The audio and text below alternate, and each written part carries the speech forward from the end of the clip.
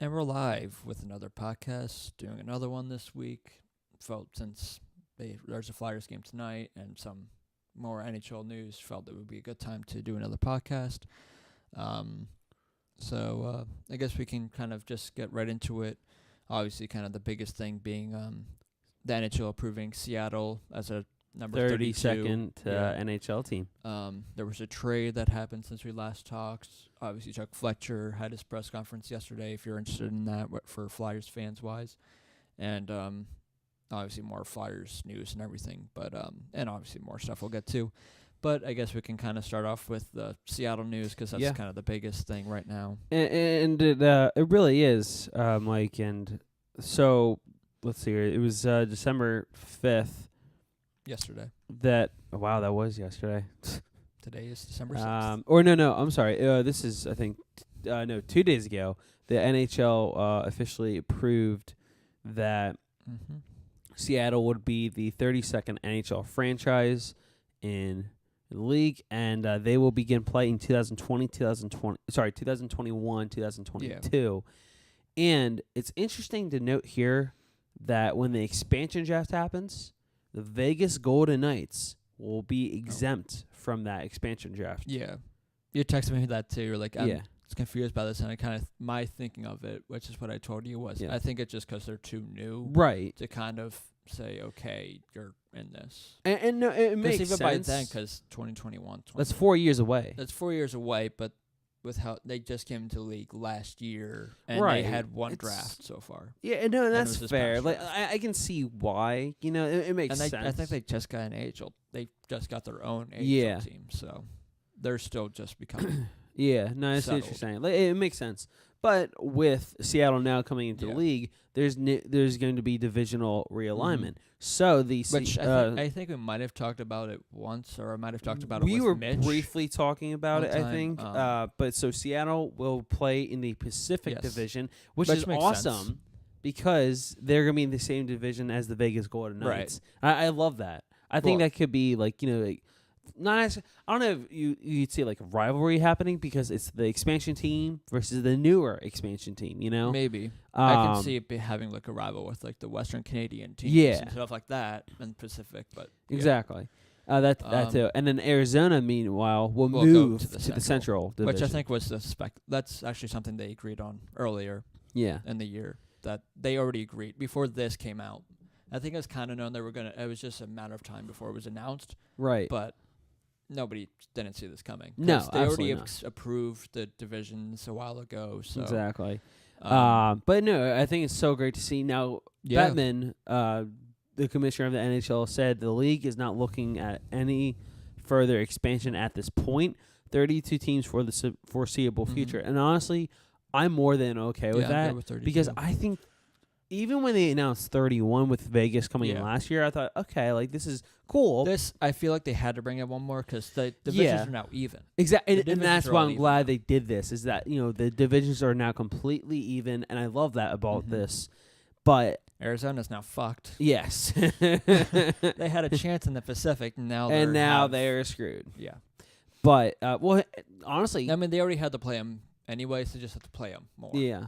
And now they don't have to worry about going up the Pacific. Yeah. It's most likely going to be wild card. Oh, yes. Or unless they can completely start to turn it around. Well, and that's the other thing. Or the rebuild kind of start to take hold by that time. I think there is a chance that you could see their team be kind of rebuilt by then. I guess. In 4 years, that's not bad. I was just actually going to do this. We can do this now or a little bit later. A little fun thing we can kind of do. What's that? Once they do come in. Yeah. How will the teams look in 4 years? Like, will how we see these teams now be the same in 4 years? Or will there be some fall off from teams? Will some teams I like this thought. I like this thought. Honestly, we do like to go off on tangents. Oh, absolutely. It's one of our favorite things to do. Yeah. So, I'll put it this way. Do you want to go division by division? Yeah, we can. Okay. That's kind of the easiest way. I guess we can kind of start off. Let's start off in the West. In the West, yeah, with the Pacific. That's where it's going to happen. Is the so, Pacific I think Anaheim, they're going to be in the bottom of the basement because they're going to start to rebuild by then. I think that might be the same with San Jose too. Yeah, San Jose, they're going to be. I feel like LA. San Jose. LA might be in the middle of the I pack, think but I still think they're going to be I think towards LA's the going to be in bottom. that sixth, in that sixth spot. I think Um, Anaheim's going to be in eighth. Vancouver, Vegas is being right in the middle. yeah, right in the middle. I think honestly, the ones that are going to be right towards the top is Arizona, Calgary, possibly Edmonton. Edmonton has a lot to do, but if they get it right, they have a chance to be right there at the You top. say a lot to do, but you get a good player with McDavid's good. well, no, I'm saying they have a lot to do Yeah, I know. because they need more defense. Right, exactly. And you need Talbot to actually show up Yeah. and perform better. Yeah. So honestly, I think San Jose is kind of right there, that 3 or 4 spot. Mhm. Vegas. It's honestly I think the division's up for grabs between Calgary, San Jose, Vegas, possibly Vancouver, and also Arizona. So it's gonna be rather tight, I think, Yeah. over the next few years. But the two or three teams that I think you'll consistently see decline, Mhm. LA and Anaheim, and it depends on what Edmonton does. Like Mhm. it's honestly it's hit or miss with them. I think. Yeah. What are your thoughts on this? I'm right around the same. I think Arizona will probably be maybe towards the top. I think Calgary will probably be great for a little while. Now that I thought about this though, we kind of got to rewind here because think about it. Arizona's not even going to be, or are we saying are right. Well, that's are we it's not saying gonna be by right. the time that Sorry. Seattle comes, or just like Yeah, right by the before? time, Okay. by the time they come. Okay, so I think my predictions are going to stay true, but by the time that Seattle is here and ready to play with, I don't know team, if the Seattle team's going to be the same as Vegas when they come in. but they are having the same expansion rules. Sure, but I still think they'll probably be in the middle, maybe towards the bottom. Honestly, I have no idea where to put them just because, Right. look what happened in Vegas. People said hockey Sure. wouldn't work there, and it's been beautifully done there. Mm-hmm. Well, I feel like Seattle is a great city to kind of build on. Right. So, now thinking about it, Arizona's probably going to... they might be 5 or 6 in the Central. Maybe a little higher because I think the top 3 teams, how they are now, Nashville, Colorado, Winnipeg, they're going to be battling it for that top spot for a while. Yeah. Winnipeg has good talent, so does Colorado. Nashville does too. I think Nashville, Colorado, Winnipeg, those 3 teams are going to probably remain towards the top. I think Dallas will always be kind of how Dallas is. Yeah, they're honestly, always like a team they're going to compete, but they don't really. But they're still just pretty good. They're honestly, okay. the way the standings are right now, like literally currently with Nashville, Colorado, Winnipeg, Dallas, Minnesota, Chicago, St. Louis, in that order, that's practically what we're going to see in a few years. Now, granted, Chicago and St. Louis might switch. I could see maybe Minnesota have one-upping Dallas for a little bit. But those top 3 teams, Nashville, Colorado, Winnipeg, they're going to be fantastic. Then the question becomes where Arizona, I think they're going to be better than Chicago, St. Louis, possibly Dallas. I think Minnesota and Arizona are going to be roughly around the same. Yeah. Because Minnesota has the talent. Sure. They just can't get past the first round, kind of like the Flyers. But they're also kind of older, too. That, too. And that's one but problem they're having. always a team that's always in the mix. Exactly. So I don't think that's going to change much in 4 years for them. The Atlantic, I feel, is going to be a toss-up. I don't know what's going to happen there. Atlantic? Yeah. I will say Tampa Bay, Toronto are competing like always. Yeah. I'm seeing how Buffalo is now. Buffalo, I think Buffalo is going to give that division even more run for their money. Kind of how the division is now, I can kind of see how it can be, except maybe I can see Florida being 5. I can see that. And then Ottawa, unfortunately, Montreal being 7, and Detroit. I'll put it this way. I think Detroit's going to be better at in the 5th or 6th position. Right now they're in 6th in the Atlantic. I think they're right around the area, maybe even 5th at best. Florida and Montreal and Ottawa for me are kind of battling towards the basement. Yeah. The only reason that, again, Montreal is going to be there is because of Carey Price. Right. But, again, kind of like with Edmonton, it's all about what their GM does, if he actually helps the team or hurts the team. He might be fired after this year. Or even that. If he's fired, then that changes Opens up a lot. everything from the Habs. It changes literally everything. Mm-hmm. Because then that way you could see a huge change. The Metro's a toss-up, too. Oh, absolutely. Because if we've talked about this, too, with Columbus, if they lose Panarin and Bobrovsky, they're going to fall off. Yeah. What about the Islanders? Because they're competing. And the Rangers.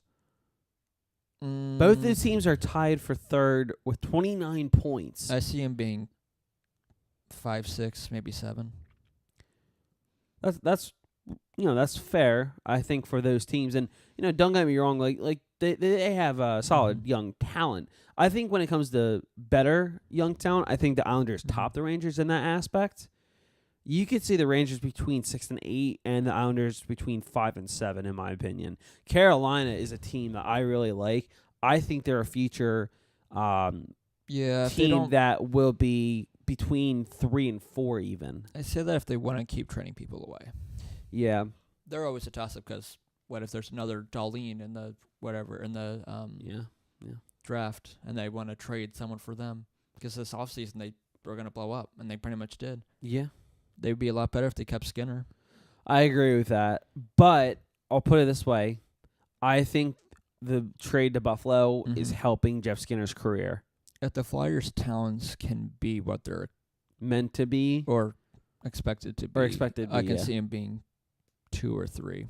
Yeah, as they should. It's all goaltending. It really is. 4 years, you probably have Hart starting, but not. Oh, you would might easily have elite status Hart yet. You might have.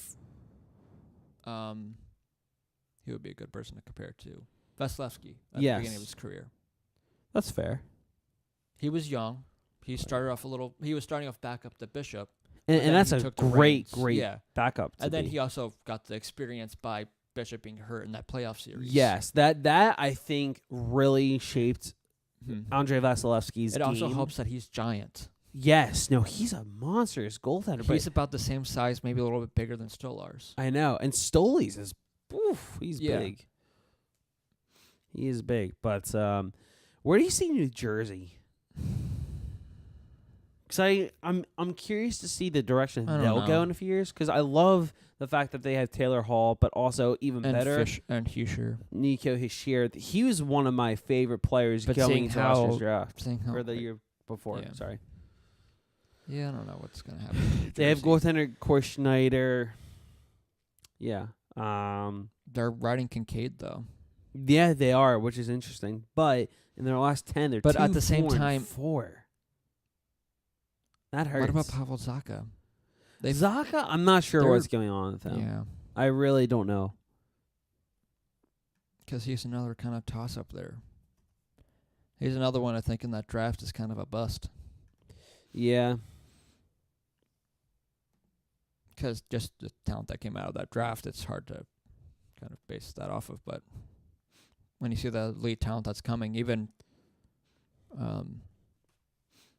what's his face in Buffalo is going to have a career year most likely if he's playing with Skinner all the time. I think so. Yeah.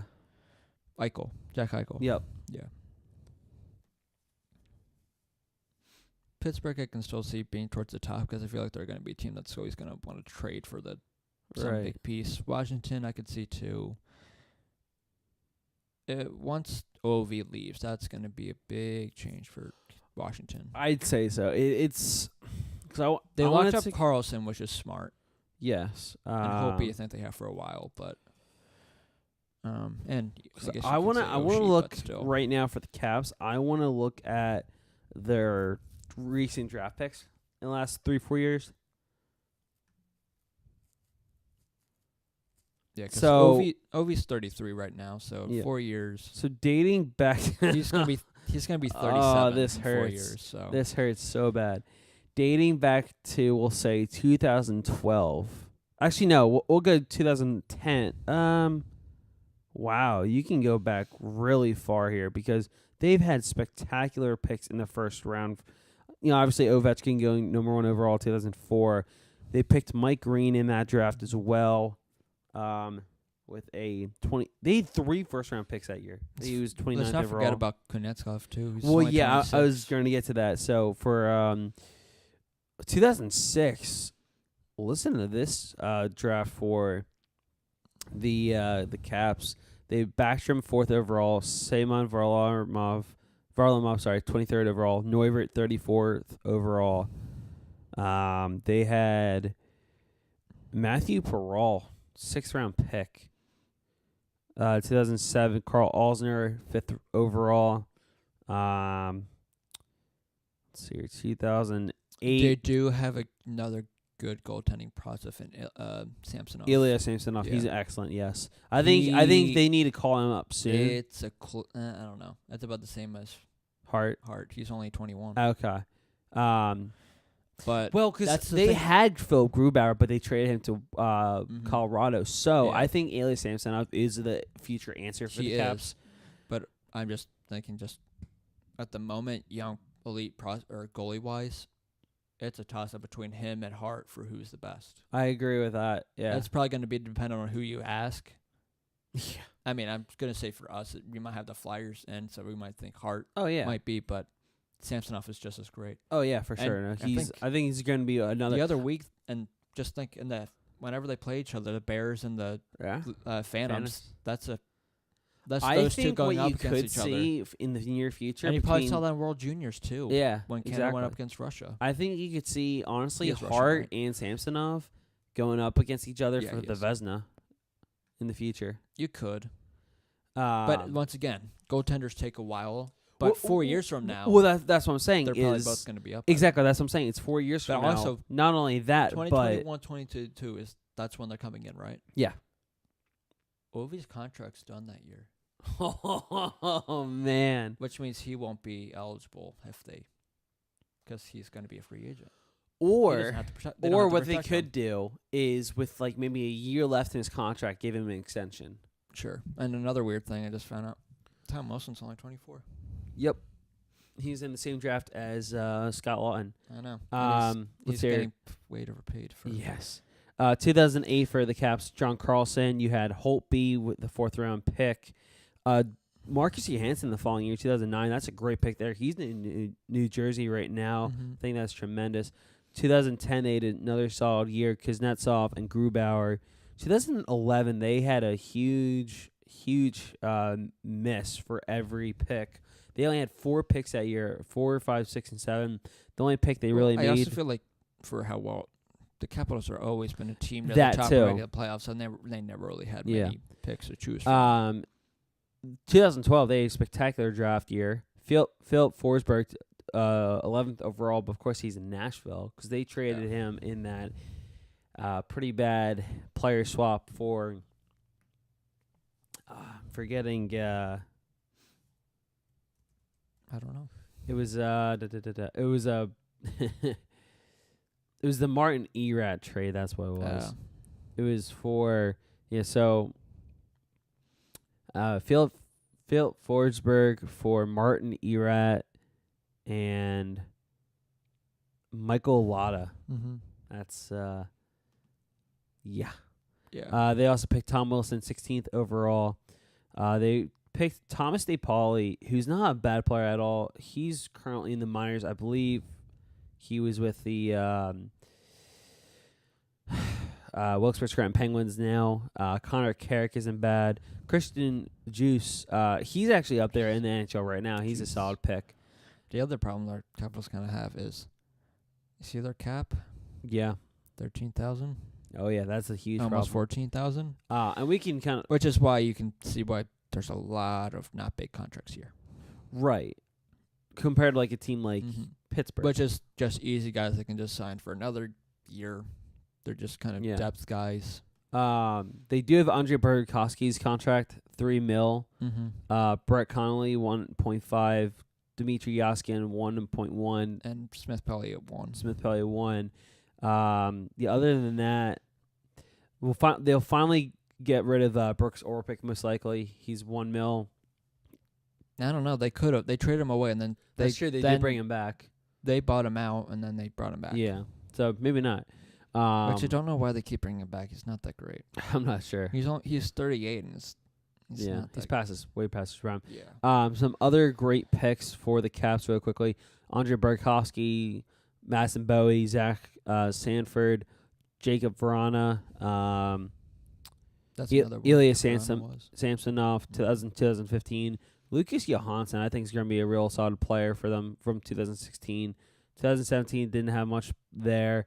And then this past year, Alexander Alexeyev, I think he's going to be a real great pick. Also, Riley Sutter, he's also a outstanding pick for the Caps. Mm-hmm. But, all in all, to kind of, finally end this, discussion about them is that, they've drafted very well. And Sure. they're always in the mix, at least second round or I mean, a lot of that is helped by Ovechkin, but yes. So. Oh, for sure.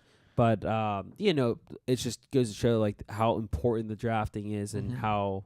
And now they actually have a number one center for the future in Kuznetsov.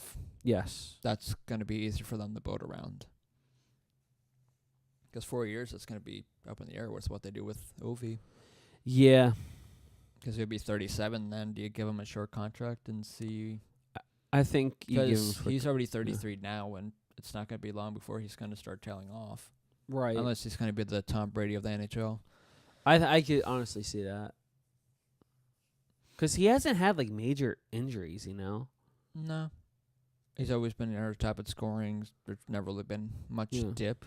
So that's there. And especially in a sport like hockey, it's... Mm-hmm. Which I guess if you're Wayne Simmons, you could say just look at how well... not that you're the same player, but look how well... Ovechkin is in your 30s. I can produce just as well in my 30s, too. Yeah. But so something that's interesting, kind of tying way back to Seattle now. Alan Walsh makes a very interesting point. So Bettman confirmed, Seattle will begin play in 2021, 2022, which is a year later than originally hoped for by the Seattle group. That was, announced by Pierre LeBrun. So Alan Walsh said, with Seattle beginning play in 2021, 2022, Bettman is virtually guaranteeing 2020 lockout is coming. What do you think about that? Do you think there actually could be a lockout coming in maybe 2020? Or no? It's Bettman. It won't surprise me. I wouldn't be surprised either, but I would be absolutely livid if there's another... It was in 2014. 2013. Right? 2013. It was a 2012, 2013 season. It was year. Don't get me wrong, you got some of the best hockey we've ever seen, including one of the most memorable Stanley Cup finals in recent history. I think that was... Don't get me wrong here. I think it might have been Voracek's best point production year. I think you're right. That's not as much as it is now because it was half a season. But right, but still, like, the fact that there was... obviously less games to deal with because that year... it's better than the one before when they played no games. So. Yeah, that year he played in 48 games. He had 46 points. I mean, he had one in 2013. He had one in, 05, 06, somewhere around there. Why not having a 2020? Just keep it going, Gary. Welcome to the Hall of Fame, buddy. Remind me how this guy is a Hall of Famer. I don't know. He's a Hall of Fame. I mean, he has... Yeah. In his defense, he has grown the sport a little bit. He's getting 32 teams. Hockey's probably just as great now as it was before. That's enough out of you. No, I think you're right. I think you're right. At the same time, that might not just be all on him. Right. I agree with that, yeah. Because he has nothing to do with the talent that comes into the NHL. No. But he does have something to do with the teams and everyone coming in. Yeah. What his next thing is going to be, there's not going to be any new teams, but it's going to be on relocation. And I think that's the next toss-up point. Then is going to be bring back with the Arizona. Nordiques. Yeah, what happens to Arizona and Ottawa? Because Ottawa is always a toss-up. Yeah, it really is. You could easily relocate them. Mm-hmm. Question is where would you relocate them? Would you... The easy one would be Quebec City. Yeah, because... And he's from Quebec. Yeah. So. Oh, there you go then. You don't fuck up the divisions at all that way. Yeah. That's I think easy. that'd be perfect. Not as hard as it would be for Arizona, which they probably just moved to like Houston or something. Yeah. Fair enough. But I guess we can kind of move on from there. A trade happened yesterday. Yes. With the Penguins again. Well, actually, 2 trades in recent in the last few days. So, the one that happened more recently, I just had this up. It was between this one was a smaller trade. It was the Penguins acquired Ben Sexton and McCoy Urkamps from Ottawa in exchange for Stefan Elliott and Tobias Lindberg. Mm-hmm. Both Urkamps and Sexton will report to the Wilkes-Barre Scranton Penguins. And then the bigger trade that they made, let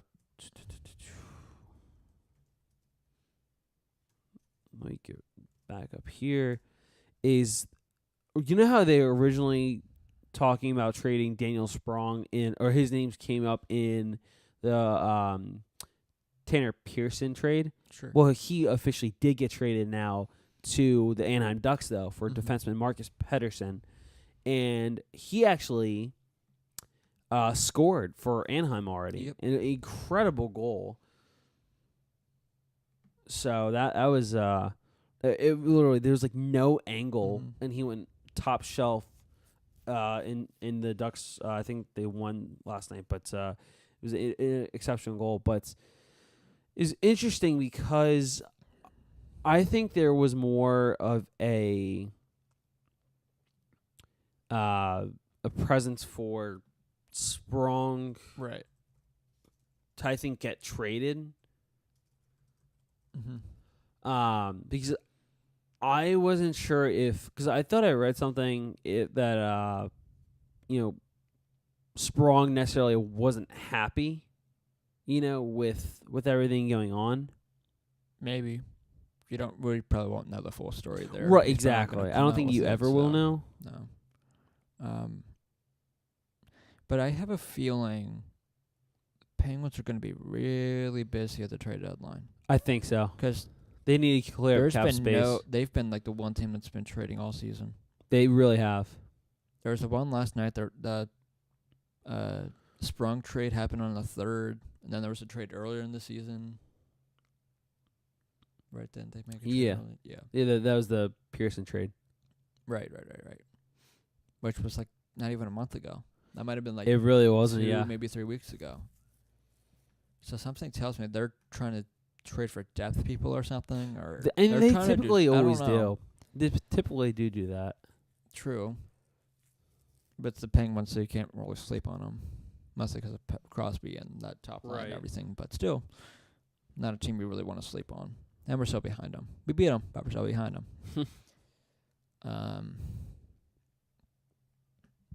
Yeah.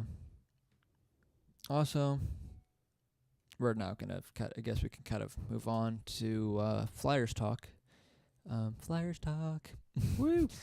But Sam Morin was skating again with Brian Elliott. He was, and I think that's even more encouraging sign. 2 times in 1 week. Yeah, and that's very good. Podcast, that's a good sign. Carchidi said he's very upbeat, feeling good. He can help the Flyers later on in the season. Yeah. Him and Gossespierre would make a great pairing because he had the offensive. Sure. Or you can just put him back with Sanheim, how you had it there. That too. Unless you don't want to separate. Yeah, and it's because I love because him and who knows? Marin by the time and Sanheim he comes back, I don't Judas know. could be traded away if that's a move they make. Or what you could always do is just keep McDonald and Follin scratch, but that probably won't happen. No. And also, I think you're wrong. You could be wrong. I don't know if he is Follin being the scratch because Follin's back in for tonight. Right. Well, that's what I'm saying. Which is weird because McDonald had 3 points. He looked great actually in the Pittsburgh. I didn't see the game, but it's weird that he had 3 assists. Weird. So, but I don't know. It's just interesting that. But now it's going to be because Anthony Stolarz is going to face off against Bobrovsky tonight. What's interesting is going to be not tonight's game, but the back-to-back. Yes. For me, I'd go against Stolarz against Buffalo, and then I'd go Neuvirth against Winnipeg. Okay. I honestly, this is my reasoning for that. I know it's going to be Neuvirth's first start in a while, if that's the case. Mm-hmm. But for me, I have more faith or more hope that he would beat the Flyers have a better chance of beating the Jets with him than Stolarz. Okay. Even with Stolarz playing better. Yeah, I respect that. Like it makes sense. I get what you're saying. It's the same reason for why I think you would want to start him or Elliott for the playoffs. Right. I could see you winning a series possibly with him. If he's playing his best. His best is really good. I agree. He's just hurt all the time.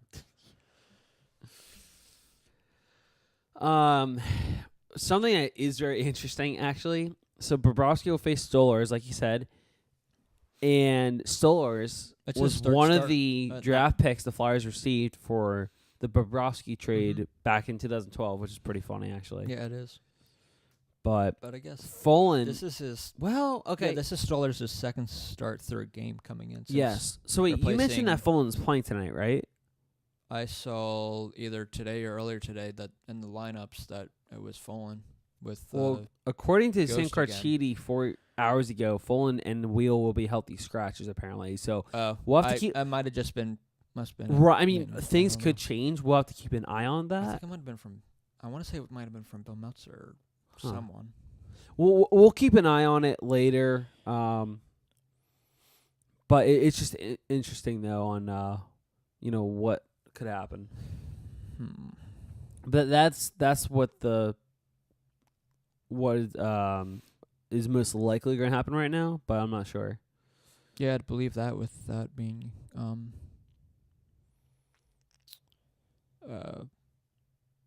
coming out 4 hours ago. That's most likely how it's going to be because that's going off of what practice was today. Yeah. Because the one that came out, that's what it was. It was from Adam Kimlin. Yep, Adam's good. On the 5th, and it had Provorov with Hay, Ghost with Fallen, and Wheel and McDonald. Yeah, I see what you're saying now. Yeah. So I guess Mac is in for Fallen now. I mean, he should. Right. Which is, I don't know which one to take, because that was yesterday. That's how it was, and then today it's back to McDonald. Unless they just wanted to see how Fallen would be back. Possibly. And of course, they moved Provorov away from Ghost again. Yeah. But more kind of Flyers news around here. So we'll get into the press conference that Chuck Fletcher had. Obviously, Rick Wilson is the Flyers' new assistant coach. I'm not sure if we talked about it last time or not. We might have. We might have, but we can touch base on it again. But also, he was there this morning for their morning skate. So yes, Chuck Fletcher also went to the Phantoms game last night. Yes, he did, along with a lot of personnel. It was him. Or was this? It was him, John Riley, Barry Hannaran, Shell Samuelson, Dave Brown, among others. Bob Roetruck, the radio and broadcaster for the Lehigh Valley Phantoms, said, packed house of Flyers management at the game tonight more than usual. Chuck Fletcher, joined by many from front office and scouting department. I count 10 or so. So the names I mentioned right there, the five names I just mentioned, they were all there, and probably at least 5 more others. They were, most likely scouts. Unfortunately, saw a 5-1 loss. Yep. But Stolarz will get the start tonight, as we mentioned. What else do we want to Wayne Simmons. Which was another thing, because I saw this come out, too, because Tony Andropoulos was answering someone's tweet, or someone, I think it was him, that asked if Hextall would go there. He went there all the time. He did go there quite a lot. Which is curious, just because, which means he saw that was the product that he was seeing come to fold and everything, and that was where. Yeah.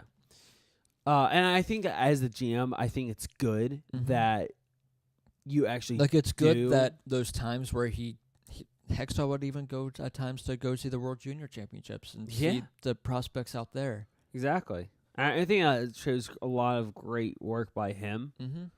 And wanting to see these guys firsthand. Exactly. Instead of just hearing it through scouts or... Yeah, because everyone has their own interpretation. Sure, a scout's great. Yeah.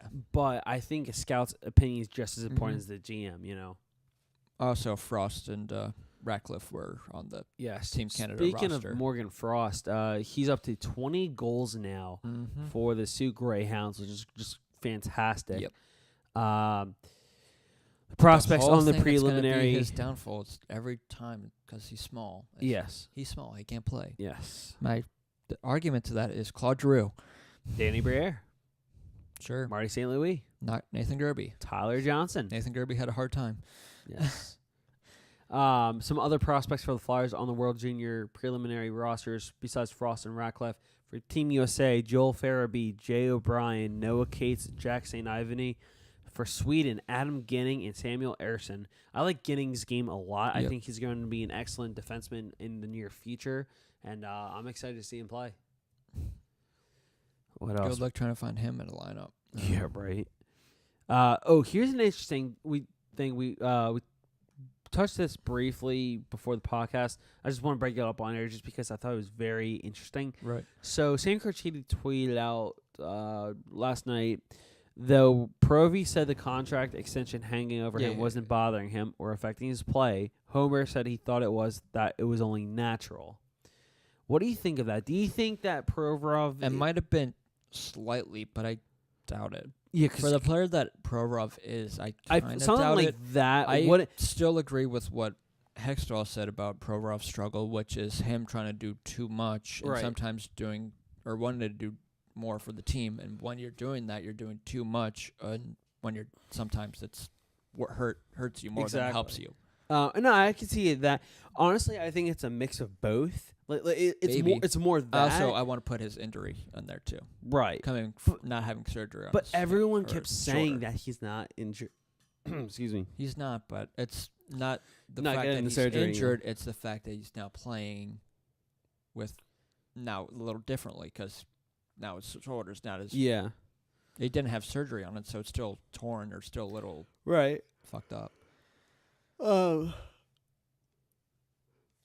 Sorry. I'm still playing Provorov at half best, so I'm just glad it hasn't gotten to the point where Hextall went, you know what, you're going to bench you for a game. Yeah, right. Like they did with Ghost. Yeah. I think that it is more so on what you said, agreeing with Hextall. I think it's like 90%, even 95% that. But at the same time, is him trying to force passes or him wanting to go into the offensive zone. Exactly.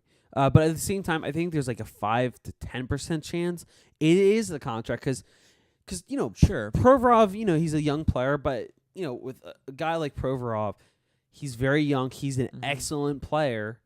But the thing that he has to his advantage is he knows he's going to get that contract extension, and he knows the Flyers are going to need him for the rest of his career. Right. It's not like, oh, well, maybe the team I'm playing for currently, that they might want me, or they might just trade me right after that, or they just would let me walk. It's not like that. It's just a matter of time for when Provorov will get that extension. I think after that he'll be much more relieved, much more relaxed, and then you'll see slowly but surely the numbers come back to what he should be. I can see that.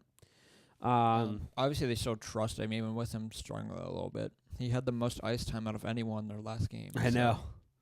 It's remarkable. And he's still young. He's our age. He's 21. 22, 21. 21, 22. Yeah. I don't like His that. birthday's right around my birthday. Yeah. It's in January. I don't like this. What are we doing with the lives? We're talking about someone who's around the same age as we are. But what's weird is always that whenever there's a guy whose contract's up, their struggles. Their first question for why they're struggling is it their contract?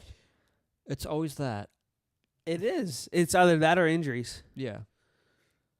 I mean, it's probably a little bit of both or whatever. Like, you don't hear this probably coming towards like Wheel or Raffle. Definitely not Lawton. Lawton's playing for a big contract or a good contract. I think. Well, because luckily Lawton still has a year left after this year on his contract because he signed a 2-year extension. He hasn't done the greatest offensively, but exactly. Well, that's the point I'm trying to make is he has done an exceptional job as that shut down third, fourth line. He was honestly going to be someone I thought was going to get a shorthanded goal. Yeah, he's going to get a shorthanded goal this season. He's going to get more than one. He's had plenty of opportunities to do so.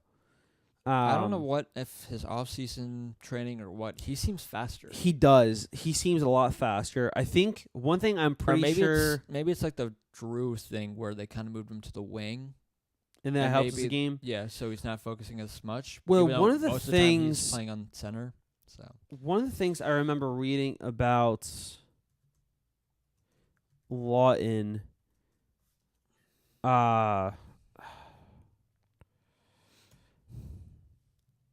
Yes, here it is. He took JVR's number. That, but no. This story, I can't believe I remember this. This story broke last October. Remember in the playoffs though when he ran into the boards? Don't remind me. I was at that game. I was scared for him. I didn't like that. I hated that so much. That was a scary moment. I wasn't sure if he was gonna play again. It really was scary. And that was when everyone didn't think he was so good then either. Yeah, no one really. That was right before he was sent down again, right? Yes. Yeah. And then they protected him, which shocked everybody from the expansion draft. I'm glad it was him and not Belmar though. Yes, I am too. Because I like Lawton's game so much. It's remarkable. But the point I will make really quickly is his skating has become much better, and he credits that to Don Braid, who's his longtime skating coach. And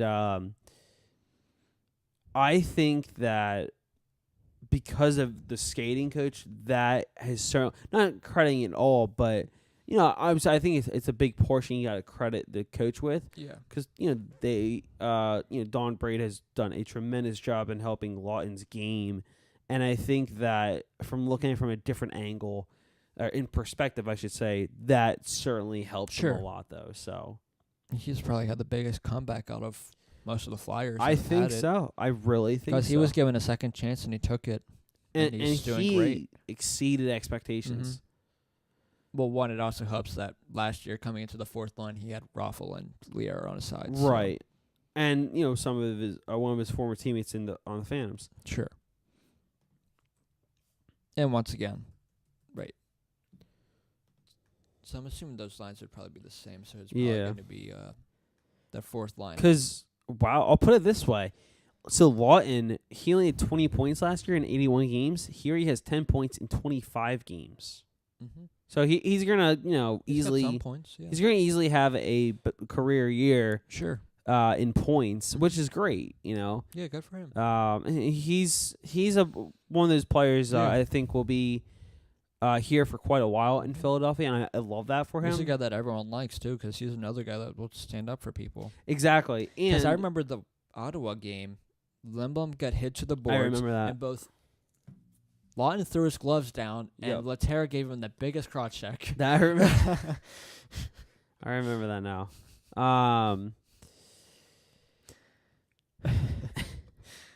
But yeah, so the Flyers announced Fletcher yesterday officially, or not really officially, but had this press conference, and pretty much, I guess we can kind of touch on the highlights of it. Fortunately, I did not see it.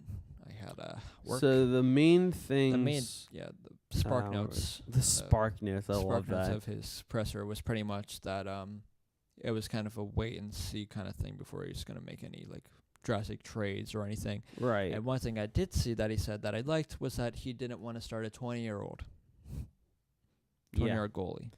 Yeah. No, I agree with that. And because he seems to... And also, Holmgren also said he wants to be more involved than he was with Hextall. Right. Which, is always a great sign. Yes. But he, to me, seems, from his press conference and what I've kind of seen him say and everything, he seems like a Hextall, but more going to be a little more aggressive. But Hextall-esque, where he's going to be a little patient and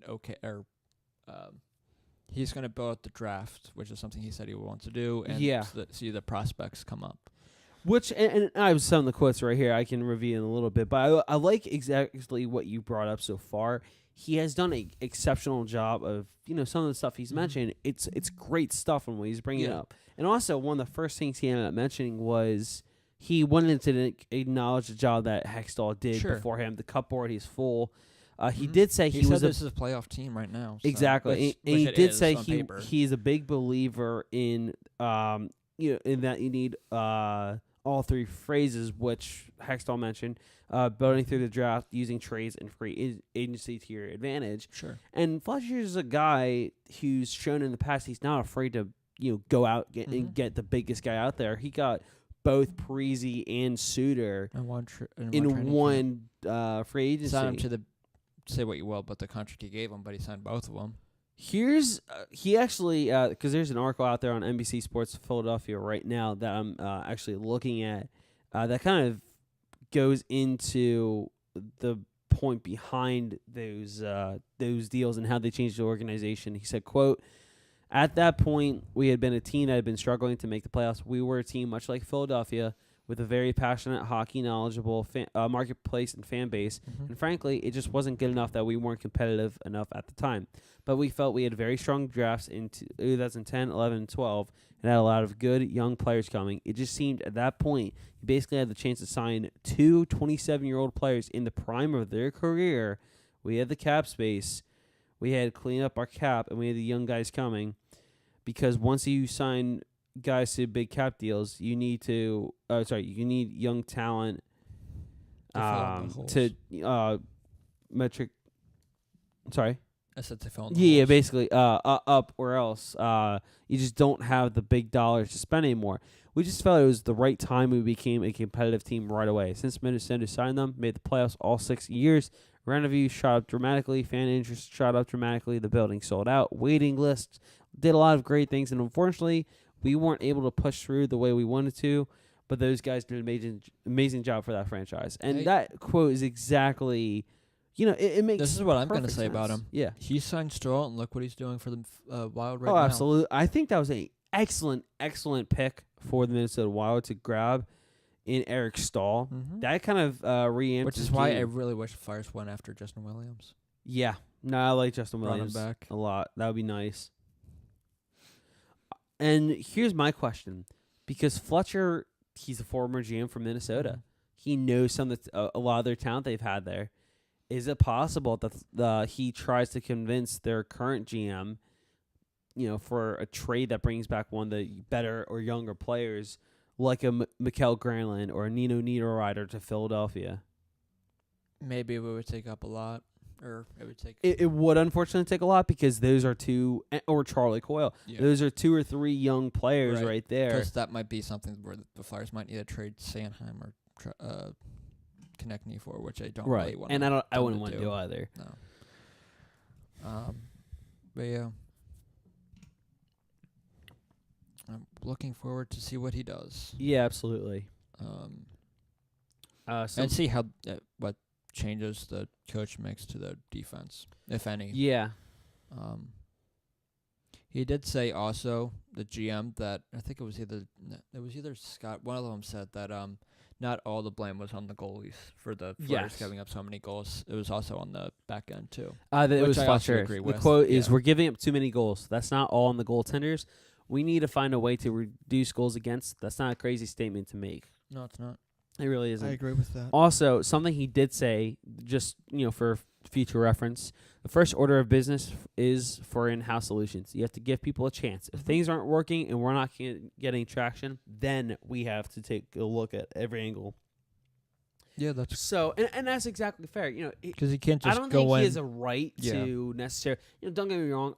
I would personally kind of like to see Hackstall get the axe. I think all Flyers fans. I think everyone would. Yeah. But at this point, you can't just go in, at least I think, and for Fletcher to say, "Hey, sorry, everyone wants you out." So Well, it doesn't help that Quenneville's name got brought up, and so that too. So that really doesn't help the cause.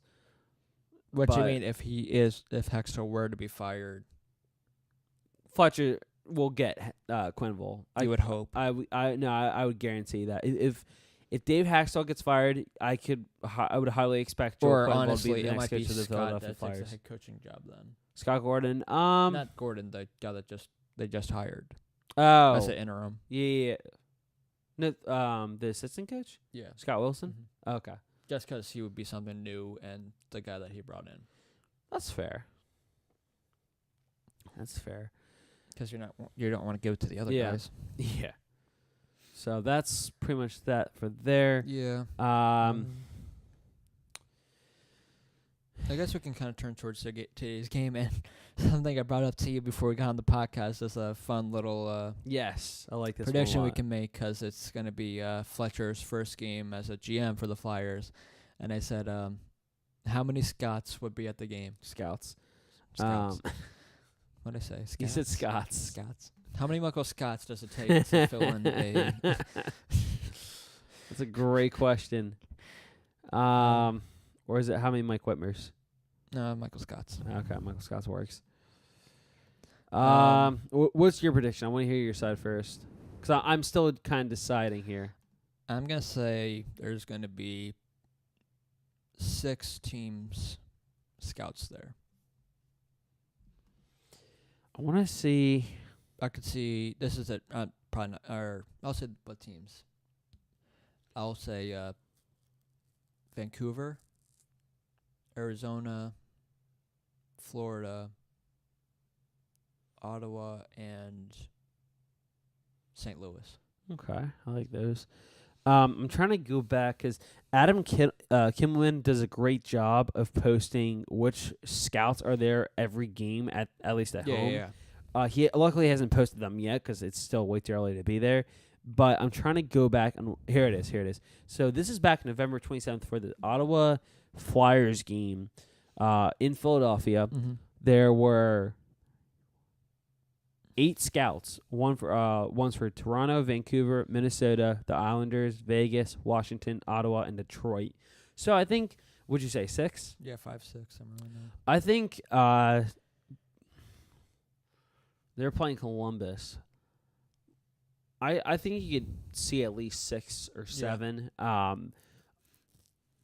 I'm going to take some of their scouts actually here. I'm going to say Toronto, Washington, just because they're right there in the metro with them. Mm-hmm. You could even say Columbus might send one of their own scouts to this game just to scout out Philly. Maybe, but I don't think that's maybe. Well, because think about it this way, Ottawa did the same thing for the Flyers Senators game. But I guess at the same point, you could say the Flyers would bring scouts to the game too. And that too, yeah. So there's those 3: Toronto, or not Toronto, sorry, Washington, Ottawa. Washington, Columbus. I forget the other one I said. Toronto. Oh, it was Toronto. Okay. Toronto. Yeah. Washington, Columbus, Toronto. I could see Vegas. I'm gonna throw out there Chicago. I'll say. Yep. I throw one out there, which is St. Louis. Who else? San Jose, because I feel like San Jose comes to Philly quite a lot. Do. There's a lot of Western teams. That yeah. Too. Nashville, I'll say. Mm-hmm. Yeah, that would be good. Want to get into the other predictions for tonight? Sure. All right. I believe the Flyers will win.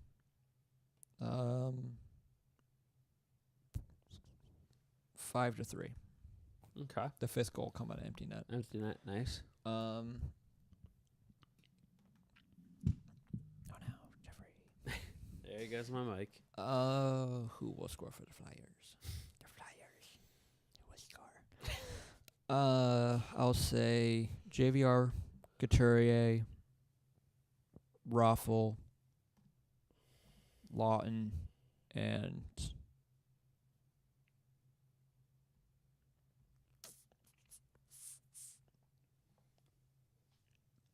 Wheel will get the empty netter. No, Okay. Wheel's not going to be playing. Yeah. Simmons will get the empty netter. Okay. I will say. Oh, and who for Columbus?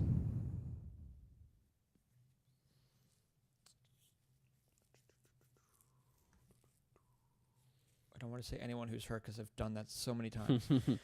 I'll say. All right. I'll say Atkinson and Dubinsky. Dubinsky. That's a good one. All right. Is someone getting 2 goals there for you? Yeah, so no, I said 5-3, didn't I? Yeah.